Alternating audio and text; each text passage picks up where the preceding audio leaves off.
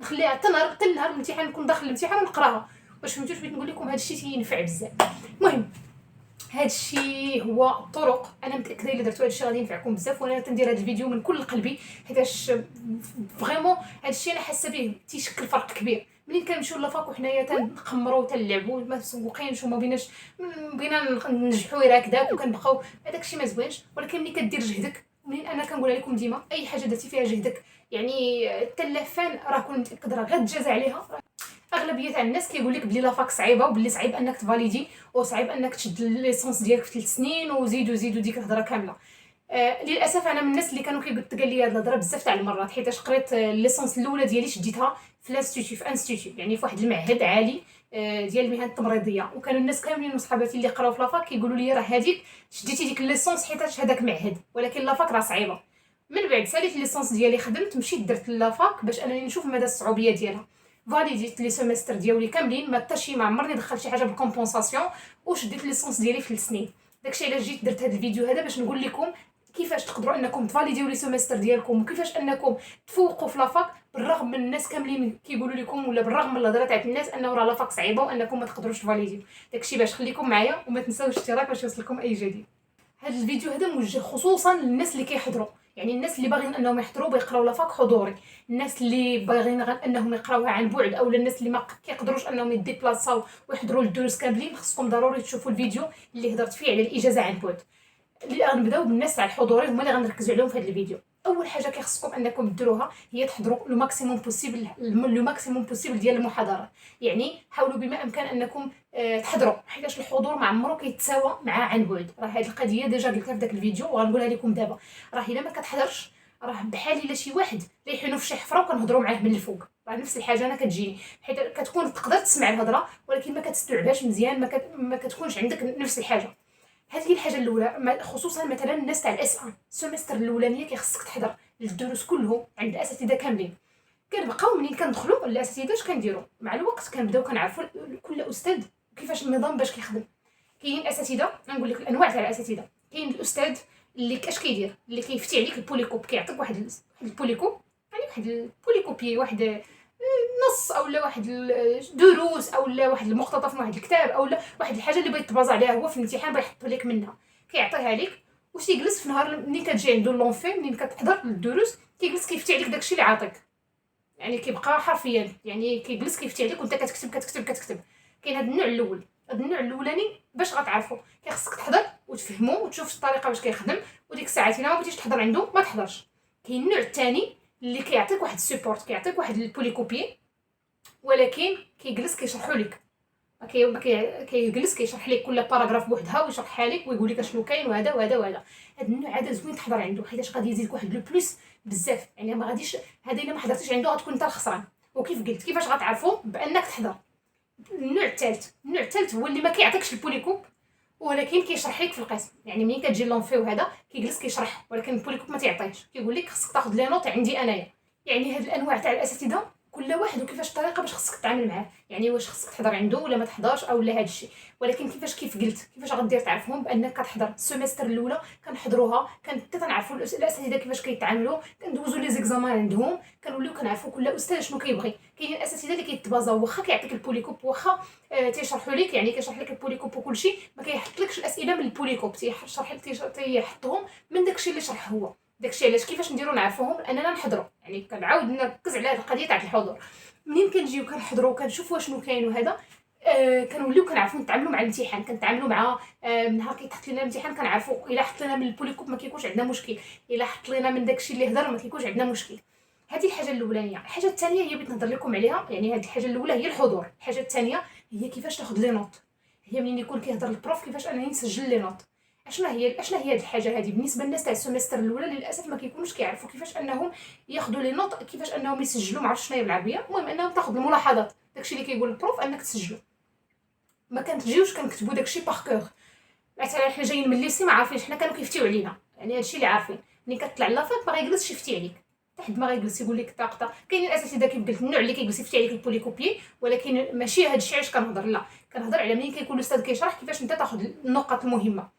اول حاجه باش تاخذ النقط المهمه خصك تعلم لي زابريفياسيون. مثلا انت نقولوا انت كتقرا في علم النفس وكتقرا واحد الموديول سميتو علم النفس الاجتماعي مثلا، واش نتايا بغيتي تجلس فين ما قال علم النفس الاجتماعي تمشي تكتبها كلها علم النفس الاجتماعي؟ ما يمكنش. علاش؟ حيت انت كتقرا في داك الموديول وراه صعيب انك موديول سميتو هذيك تبقى ما تلقاش ليه واحد الاختصار، حيتاش غتعاودو 100 مره غتلقى راسك كتعاود ديك الكلمه تاع علم النفس الاجتماعي. لا، اش غادي ندير؟ غنختصرها، غنكتب عين نون الف جيم صافي، يعني راه عرفت انا ديك الكلمه شناهي وندير النقطه بيناتهم باش نوضح. هكاك نتعلم انني الكلمات المهمه، الكلمات ديال يعني ديال الدومين ديالك اولا ديال التخصص ديالك نشدهم نختصرهم باش ما نبقاش نعاود فيهم اشاك فوا.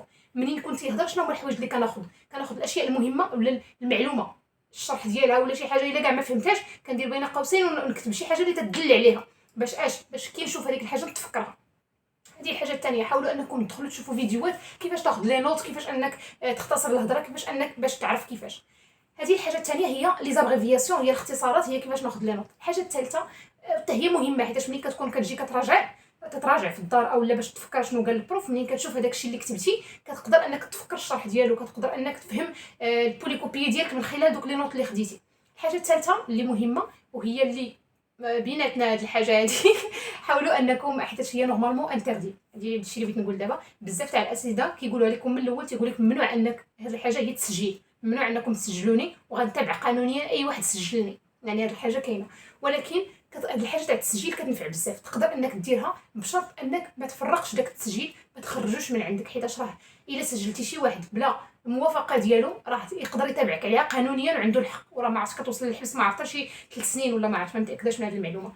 يعني حاول بما امكن انك الا بغيت تسجلو ما يعرفش هو، وما تعطيش التسجيل ديالك لشي واحد، حيت راه غادي تمشي فيها نتايا ماشي داك الواحد. يعني نحاول انني منين نجي نحاول نجلس لقدام، نحاول نجي بكري، ونحاول انني نحط التليفون ديالي يسجل البروف. هاد التسجيل هذا تينفع لواحد الدرجه ما تقدروش تخيلوها، كينفع فريمون كينفع. اشنو؟ منين كتسجلوا، منين تجي للدار، حاول انك تدير التفريغ ديال داك الاوديو. اش كدير ليه؟ كتجلس كتكتب عرفتي شاكمو اي حاجه قالها كتكتبها في الكتاب ديالك، كتكتب كلشي ديك الساعات بحال كيفتي عليك، كتكتب كلشي. من بعد كدير واحد الفلوريسون كدور على الاشياء المهمه، المعلومات المهمه، كتولي عرفتي عندك داك تتولي بحال الا عرفتي كليتي الشرح ديالو، ماشي كليتي البوليكوبي، ولا تتولي فاهم مزيان الموديول ديالك. هاد القضيه تاع التسجيل هي قضيه اللي زوينه بزاف واعره، ولكن كيف قلت لكم خصكم انكم تعرفوا كيفاش انكم تتعاملوا معاها باش انكم ما تحطكمش في مواقف اللي خايبه. خص البروف ما يحاولش انه يشوفك، حيت الا شافك راه يقدر يتابعك قانونيا او لا، خصوصا الا كان قال لك شوف راه ممنوع انك تسجلني، تماك غتلقى مشاكل معاه. الحاجه الثانيه هي انه ما تفرغش التسجيل، خصوصا شي حد اللي ما كتثقش فيه او لا، يعني داك الشيء فيه مشاكل شويه، وخصوصا مازال ما تعرفتيش على الناس وهذا، يعني حاول انك تسجيل تخليه عندك. ولكن كيف قلت كينفع بزاف هاد القضيه هادي. واخا تكون كتحضر، يعني هاد القضيه تاع التسجيل ماشي هي يستافدوا منها حتى الناس اللي ما كيحضروش، يعني الا كان شي صاحبهم او اللي كيحضر يسجل لهم، ولكن حتى الناس اللي كيحضروا يديروها حيتاش كتنفع. حيتاش ملي كتكون في القسم راه كيكون التركيز ديالك محدود، راه ما يمكنش انك تركز 100% على داكشي اللي كيقولوا، على انك تاخذ لي نوط، على انه داك اللي بغوي اللي كيكونوا داكشي ما يمكنش. يعني اشنو يعني منين كتجي كتكون تتسجل نتايا ديك نورمالمون هذاك ديك الديسكسيون اللي دايزه ولا داك الشرح ولا داكشي كامل اللي كيقول البروف، كتقدر انك انت خديتي واحد نقولوا واحد 50% كاع من الشرح ديالو في لونفي. ولكن ملي رجعتي للدار وجلستي لداك الاوديو وفرغتي وخويتي وكتبتي وقريتي المره الاولى والثانيه، راه غتخرج ب 100%، داك الكور غتخرج منه 100%. هذا الشيء بالنسبه للبريباراسيون اولا بالنسبه للحضور ولا بالنسبه لهذا الشيء. هذا الشيء الحاجه الاولى. الحاجه الثانيه كيفاش انك تفوق من يعني في الخطوه ديال كيفاش تفوق في لافاك هي البريباراسيون للامتحان. كيفاش نحفظ الامتحان اولا كيفاش نوجد ليه. نقول لكم عرفتي شنو هي؟ كاين شي حاجه اللي سميتها 100%. ما نجيش نبقى تندير البريباراسيون ديالي نبريباري ديك ندير هكا وهكا نراجع ندوز على داكشي وصافي. لا، الموديول ديالي خصني نشدو من الصفحه الاولانيه من ا حتى لزد، ناكلو نفهم نلخصو نستوعب شنو كاين، ندير جروب. شوفوا هذه القضيه انا راه قلتها في الفيديوهات السابقه ديالي على تجربتي مع الاجازه وعلى قرايتي عن بعد وعلى كلشي داكشي، انه شوفوا ديروا جروب مع بعضياتكم، ما تفوتوش 3 الناس 4 اللي باغيين انهم يقراو مزيان، وجلسوا تراجعوا الدروس مع بعضياتكم. شوفوا الوقت اللي بيناسبكم مع بعضياتكم، يعني في نفس الوقت اللي بيناسبكم ب3 او ب4، وبقاو تراجعوا ب3 بكم. حاولوا انكم البوليكوب تقراوه كاملين، كل واحد يعطي الشرح اللي بان ليه، كل واحد انه يقول شنو الحوايج اللي يعني جاوه انتريسون، ولا شنو هو الحاجه اللي كيفاش، يعني كل واحد يناقش. عرفتي ديك المناقشه ديال العاديه كتعقل عليها اكثر من داكشي تاع الكتاب. مثلا حنايا كان عندنا في الاسيس يقدر كان عندنا واحد الموديول سميتو علم النفس البيئه. هذا علم النفس البيئه شنو كيهضر على التاثير ديال المجتمع ولا التاثير تاع البيئه على الانسان. يعني ملي كنجي كنشرحوا حنا مع بعضياتنا ديك الساعه انا والبنات لهاد البوليكوب هذا ولا هاد الموديول هذا، شنو مثلا واحد الفقره مثلا كتهضر على كيفاش اننا كنتاثروا بالطبيعه. يعني حنا كاملين عارفين هذه القضيه انه الطبيعه كتاثر في الانسان. يعني الا مشيتي لواحد البلاصه اللي فيها واحد الهدوء وفيها واحد الاشجار وفيها يعني ما فيهاش واحد الزحام، ما فيهاش واحد الكراكسون، ما فيهاش التلوث وهذا، نفسيا كترتاح. يعني كنجلسوا كنتناقشوا مع بعضياتنا في هذا الشيء. اش كتلقانا كنقولوا مثلا شوفي مثلا بصح شوفي غير الفرق ما بين كازا وما بين مثلا مراكش. يعني الناس تاع كازا كتلقاهم ديما زربانين، ديما معصبين، ديما مدابزين. مراكش مثلا الناس كتلقاهم طالقين في يد الله، ديما مكومكين، ديما ضاحكين وهذا. يعني كنبقاو تنتناقشوا بهكا بهذه الطريقه هذه ونجي ونبقى تنشرح شوفي. ولا مثلا شوفي ديما الناس اللي كيتقاعدوا هذا تيجدوا التقاعد ديالهم ما كيجلسوش جالسين في المدينه، تيمشيو كيسكنوا في الريغال وهذا، تيسكنوا في الباديه، تيديروا واحد الفيرما ديالهم صغيره. يعني كنجلسوا كنتناقشوا. انا عطيتكم مثال دابا كنعطيو لبعضياتنا منين كتجلس بحال هكا كتهضر. هذا الشيء كينطبق على جميع التخصصات. اي تخصص راه تقدر انك راه هو خصوصا التخصصات تاع العلوم الانسانيه. حيدي ديال الناس تاع العلوم يعني مثلا عندنا حنا السملاليه مثلا الناس تاع الفيزيك اولا تاع الماط اولا هما اللي عندهم داكشي شويه ما يمكنش يعطيو امثله من الواقع. ولكن الناس ديال العلوم الانسانيه راه داكشي ملموس، داكشي كامل راه في ارض الواقع. يعني راه ما كتقراش شي حاجه اللي ابستخي. منين كنجيو كنعطي داك الامثله انا وصاحبي وكنتناقشوا بديك الطريقه نهار الامتحان، داكشي اللي كتعقل عليه. ملي كتكون كتجي كتغيديجي داك المقال ديالك اولا كتفكر دوك الامثله، كتفكر وهي قال فلان هكا قلت انا هكا، داكشي كتجيك بسهوله كتعرف داك تفهم داك الدرس وكتستوعبه بواحد الطريقه اللي زوينه بزاف. داكشي علاش ديروا هذه القضيه هذه، حاولوا انكم ديروا جروب مع بعضياتكم وتراجعوا مع بعضياتكم، راه غتنفعكم بزاف. هذا من ناحيه. شنو بلاتي نحاول نتفكر شنو اخر. اوكي كاين الجروب مع بعضياتكم، كاينه كنت كنهضر على البريباراسيون ديال الامتحان. بالنسبه لهاد القضيه هذه كتبريباري بها زوين. منين تراجع انت وياهم كتفهم. منين كتجيب وحدك كتبغي غير تحفظ اش كدير، كتلخص داكشي. يعني كتشوف شنو هما الاشياء اللي مهمه، شنو هي الاشياء اللي غير كتعاود شنو هذا، كدير واحد الملخص ديالك وكتحفظو. منين كنجي قبل ما انني نلخص كنكون فاهم البوليكوب كله، ولكن كنلخص داكشي اللي مهم مزيان وكنحفظو. عرفتي منين كدير هاد الطريقه هذه راه ما يمكنش ما تفاليديش. راه كنت متاكد راه هاد الطريقه انا هي باش خدمت يعني 3 سنين كلها خدمه مع البنات. تنقرا مزيان البوليكوب، كنستوعبو مزيان، كنجلسو نراجعوه عشي ما مره ما جوج ما ثلاثه، تنلخصو في الاخر، تنحفظ داكشي اللي لخصت، كنمشي كندوز الامتحان ديالي كنفاليدي. كاينين ما كنقول لكمش انا بلي كنفاليدي على الدقه، لا كاينين الموديولات اللي رجعوا لي راتراباج، ولكن كاينين دي سيمستر اللي دخلتهم كاملين على الدقه. واخا تنرجع لاتراباج كنفاليدي في الراتراباج بدي بون نوت بدي بون. يعني ما كنجلسش ما تنفاليديش بالكومبونساسيون اولا نفاليدي ب10 او لا كتلقى عندي نقاط زوينين. واخا كنقولوا زوينين اونتر بارونتيز حتى لا فقره ما فيهاش شي زوينين. لا فقره الا كنتي واعر كتجيب 14 في الموديول، يعني راه ما كيحطوش لك بزاف تاع شي نقاط اللي طالعين بزاف. ولكن المهم يعني بسبب هاد الطريقه هذه، الطريقه نفعتني فريمون نفعتني، وغنتاكد الا تبعتيها راه غتنفعك. ديما نمشي للموديول لافاك وانا الموديول الامتحان زعما وانا الموديول ضبطو وانا الموديول عارفه. منين نجي نعطيك الموديول سميتو مثلا نقول لك مثلا بالنسبه للناس تاع علم الاجتماع نقول لكم مثلا علم الاجتماع يعني مبادئ علم الاجتماع مثلا. منين نقول لك هذا الموديول هذا صافي بغيتي تعرف شنو فيه بتعرفها فيه عندك واحد الشيما في دماغك ديال الموديول شكون اللي كيقري ليك كيفاش شنو كاين فيه شنو يعني عندك واحد التصور عام على داك الموديول شنو فيه. هادشي بالنسبه للبريباراسيون. هنا غادي نجيو غادي ندوزو هاد ليطاب وغنهضروا على الامتحانات تاع لافاك كيفاش نخدمهم. نقول لكم الاس 1 هي واحد اللحظه اللي كتصرفقكم الراتراباج بزاف، ما كتكونوش متوقعينها، ما كتعرفوش كتحسوا بها. حنا مولفين في الليسي وداك الشيء انه ما كاينش حاجه سميتها الراتراباج، والراتراباج ايتيغال الفشل. يعني بالنسبه للباك حنا شديناها بهذيك الصوره. لا فاك الراتراباج هي حق قانوني عادي جدا انك تجيب راتراباج، ماشي شي لا فان دي موند. يعني منين كنجيب راتراباج ما نتخلع ما نفشل ما حتى شي حاجه، لا عادي نوض نقول الحمد لله دخلت 3 لي موديول بقاو لي 3 ماشي مشكل ولا 4، غادي نوض غادي نبريباري لهم عاوتاني وغادي ندخلهم على الدقه ما كاينش مشكل. حاولوا انكم تجنبوا الكومبونساسيون، حاولوا انكم تجنبوا انكم تدخلوا لي موديول ديالكم يعني بالتكامل. الكومبونساسيون هي كل موديول كيكمل موديول وكيدخلوا مع بعضياتهم، هذا الشيء كيأثر عليك في الماستر. حاول انك بما امكن الموديول كاع اللي دخل بنقطه مزيان حيت الماستر عاوتاني كيطلبوا لك انه يكون عندك على الاقل تيطلبوا لك 3 تاع الميزات كيتسموا 3 مونسيون، يعني تكون جايبهم في سميتو ديالك. يعني الموديول اللي جبتي فيه مزيان ليك راه واحد لو بليس بالنسبه لك على حساب الماستر. يعني نركز البريباراسيون ديال الراتراباج نبريباري مزيان، ما نقولش وصافي ماشي مشكل رجع ليا موديول واحد هذاك الموديول راه غيتكومبونسا غيتكامل ليا مع حاجه اخرى اللهم نرتاح. لا ما ديرش هكاك، نحفظ ما نحاولش انني نخلي داك الشيء غير يبقى تيتكامل ليا مع بعضياته. الامتحان ملي كيف قلت لكم الاس ام كتكون هي واحد الحاجه اللي كنتعرف على الاساتذه، كنتعرف على طريقه الامتحانات كيفاش كيتحطوا، كنتعرف على كيفاش نجاوب.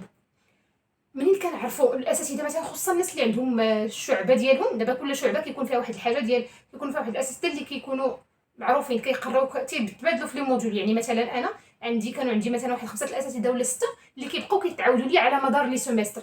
منين كنعرف الطريقه ديال داك الاستاذ كيفاش كيخدم اولا كيفاش كيحط الامتحان ولا شنو كيبغي، صافي سدينا داك الباب كنولي الفاليدي عنده. العكس الا طرا تتقفروه الى واحد الاستاذ اللي ما فهمتيش، قريتي عنده 3 سنين وما فهمتيش كيفاش اشنو باغي. وانا معايا بنات اللي هكاك اللي قرانا عند اساتذه اللي الاستاذ ما تفهمش لهم كيفاش اشنو المقال اللي باغي. يعني كتحطي ليه كتجاوبي ليه هكا كيردك راتراباج، كتجاوبي هكا كيردك راتراباج، كتجاوبي هكا كيردك راتراباج. هذاك الاستاذ من الاساتذه مثلا اللي بحال هذا النوع كتكون مازال ما عرفتيش كيفاش كيتعاملوا، كيفاش اشنو باغيين، اشنو مطلوب منك. هنايا اشنو دير؟ اول حاجه كنديروها هي كنسولوا الناس اللي قبل منا. منين كنبغي نقرب ندوز الامتحان كنجلس نهضر مع ديك الساعه نتوما اس 1 بيكونوا الاس 3 وبيكونوا الاس 5 نجي نهضر معاهم.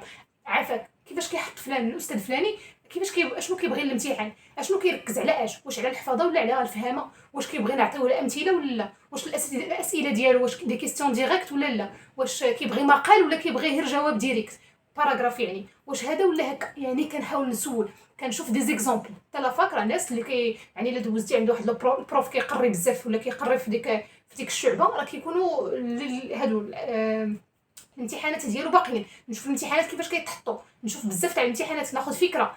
يعني نحاول نفهم كيفاش لا تكنيك ديال داك البروف كيفاش دايره، ونشوف نحاول ناخذ لو ماكسيموم بوسيبل على ديال الافكار على كيفاش كيبغي هو الامتحان ديالو. هذه الحاجه الاولانيه. الناس الاساتذه اللي كيبغيو المقالات، كاين الاساتذه اللي كيبغيك انك تكتب ليه مقال، يعني انك تريديجي ليه مقدمه عرض خاتمه. يعني بالنسبه للناس تاع مثلا علم الاجتماع، الناس تاع علم النفس نيت، الناس تاع الفلسفه، هاد الناس هادو منين نجي نبغي انني نريديجي واحد المقال ونهضر على واحد الموضوع نغنيه بالمعلومات. شنو هي نغنيه بالمعلومات؟ منين نكون كنقرا انا داك الموضوع دوك الامثله اللي هضرت لك عليهم اللي هضرت لكم عليهم قبيله، ديال انه كازا راه عامره بزاف مقارنه مع مراكش فيهم خضوريه كثيره. داكشي الناس تاع كازا كتلقاهم انهم عندهم تلقى مثلا في لومبوطياج وداكشي كتلقاهم دغيا كيتنيرفاو دغيا كيتعصبوا. شوف هذا مثال دابا ملي كنقول لك كيجيك بايخ، ولكن لا منين غتجي تكتبوا للبروف. خصوصا مثلا انا قرات علم النفس، انا كنت كندير هكا عند داك البروف اللي قلت لكم ما كانوش كيفهموا الناس وما كانش كيفاليدي. انا السيمستر الاولى ردني راتراباج، من بعد ما بقيتش كنرجع عنده راتراباج. ولكن شنو كنت كندير ليه؟ راه تقريبا شحال من حاجه في الدرس كنساها يعني وكتكون خصني نكتبها، ولكن كنجي فين ما هضرت ليه على شي حاجه كنلصق ليه عليها مثال، فين ما هضرت على شي حاجه كنلصق ليه عليها مثال. كنجي نكتب شي حاجه تفكرتها. مثلا الناس اللي نصحتهم شوفوا الفيديو اللي هضرت لكم فيه على الكتوبه اللي خصكم انكم تقراوهم، ناس تاع علم الاجتماع، تاع علم النفس، ناس تاع الفلسفه نيت حتى هما.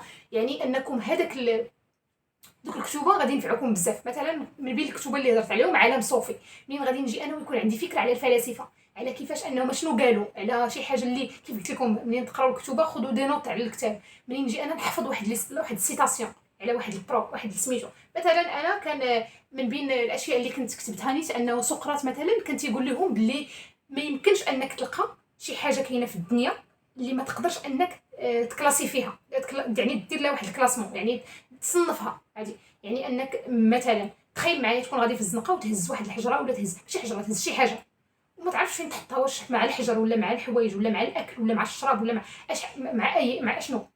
هاد الحاجه قال لك سقراط غتخلعك وغتلوحها. هاد الشيء يعني على التصنيف. حنا كنا قرينا واحد الموضوع اللي كنا هضرنا فيه على شي حاجه هضر فيها قريبه بحال هكا. انا ملي جيت كنكتب ليه المقال تفكرت هاد الهضره، جيت كتبتها ليه. فاليدا ليا الموديول اول مره هذاك البروف كيحط 12 حطها ليا ولا ماشي اول مره كيحطها ليا انا زعما انا ديما عندي 10 11 اللي كيحط ليا 12. انا متاكده بلي بسبب هذاك المثال. يعني منين نجي ديما انا منين نكون تنقرا واحد الموديول ونفهمو، الا تفكرت شي حد هضر عليه اولا شي فايت دايز عليا شي فيلسوف قال شي حاجه عليه نجوجل داكشي نقلب، نجي نشوف نحاول نبحث على شي حد قال بحال ديك الهضره ونحفظ هذيك الجمله ونجي ونكتبها. فهمتي كيفاش؟ يعني انني نجي نهضر على شنو. مثلا انا قريت موديول تاع المراهقه ياك، جيت حطيت ليها يعني كتبت ليها في الامتحان سولتنا على التغير تاع الافكار تاع المراهق ولا ما عقلش شي حاجه بحال هكا. ومنين جيت هضرت في العرض على داكشي اللي طلبات كلشي، في الخاتمه باش ختمت ليها درت الخاتمه كتقول لك تقدر تختم براي شخصي، تقدر تختم بواحد الكونكلوزيون بحال هكا. اشنو درت؟ ختمت ليها انا بتجربتي الشخصيه. قلت لها مثلا انا في المراهقه عانيت من واحد يعني كانت عندي واحد التشبت بافكاري بواحد الطريقه اللي كبيره بزاف، ما كنتش كنحاول انني نفهم الاخر او لا نعطيه فرصه انني نسمع ليه او لا كنت كنفرض رايي بواحد الطريقه وكان كيبان لي رايي صحيح، وكنت كنقدر انني نحارب الاراء، يعني نحارب الناس كاملين باش انني نشد داك وجهه النظر ديالي نثبتها. يعني بحال هكا جيت هضرت على تجربتي الشخصيه فاليدا ديال الموجود ب 14. واش فهمتوش بغيت نوصل لكم؟ يعني هذيك لا تكنيك ديال انني منين كنجي كنحفظ ليه تندير ليه بضاعتكم ردت اليكم ما تيعجبوهمش الحال، يفاليدي لك كاع يفاليدي لك ب 10 11. ولكن ملي كتجي تخدم اسلوبك ياك وكتجي كتعطي امثله من الواقع، كتعطي امثله من تجربتك الشخصيه، كتعطي امثله ولا كتعطي دي سيتاسيون ديال فلاسفه ديال علماء اجتماع مثلا ديال علماء نفس ديال هكا، كتبان بلي راك واسع الاطلاع. يعني راه واحد الشخص اللي انا كنقري طالب ديال المعقول ماشي كنقري تلميذ. واش فهمتوش بغيت نقول لكم؟ هذا الشيء كيفاش غادي نديروه ماشي بالضروره تكون نيت بصح واسع الاطلاع وعندك معرفه وما عرفت شنو، لا نديرو بانني منين نكون كنقرا داك البوليكوب دوك الامثله اللي راجعت مع صحابي نكتبهم، هذوك منين نكون كنشوف شي مثلا شي حاجه قريتها كي قلت لكم تفكرني بشي حاجه ولا نمشي نقلب ولا نكتب مثلا كنقرا علم نفس البيئه نمشي نديرها في جوجل مثلا نكتب علم نفس البيئه ونشوف مثلا شنو كاين الا عطاني شي حاجه نكتبها نحفظ نخليها حتى نهار الامتحان نكون داخل الامتحان ونقراها. واش فهمتوش بغيت نقول لكم؟ هذا الشيء تينفع بزاف. المهم هذا الشيء هو الطرق، انا متاكده الا درتو هذا الشيء غادي ينفعكم بزاف، وانا تندير هذا الفيديو من كل قلبي حيتاش فريمون هذا الشيء انا حاسه به تيشكل فرق كبير. منين كنمشيو لافاك وحنايا تنقمروا تنلعبوا ما مسوقينش وما بغينا ننجحوا غير هكذاك وكنبقاو هذاك الشيء ما زوينش. ولكن ملي كدير جهدك، منين انا كنقول لكم ديما اي حاجه درتي فيها جهدك يعني التلفان راه كون متاكد راه غتجازى عليها. كي تيقولوا ان الله لا يضيع اجر من احسن عملا، راه ما يمكنش انك دير واحد الحاجه وما تجازاش عليها او لا ما ديرهاش ما تاخذش يعني الجزاء ديالك عليها. كنتمنى لكم النجاح وكنتمنى لكم التوفيق، وكيف ديما اي تساؤل عندكم اي حاجه بغيتوا تعرفوها او لا تقدروا انكم تخليوا لي الاسئله ديالكم في انستغرام، راه كنجاوب الناس كاملين. وبالتوفيق والى اللقاء في فيديو اخر ان شاء الله.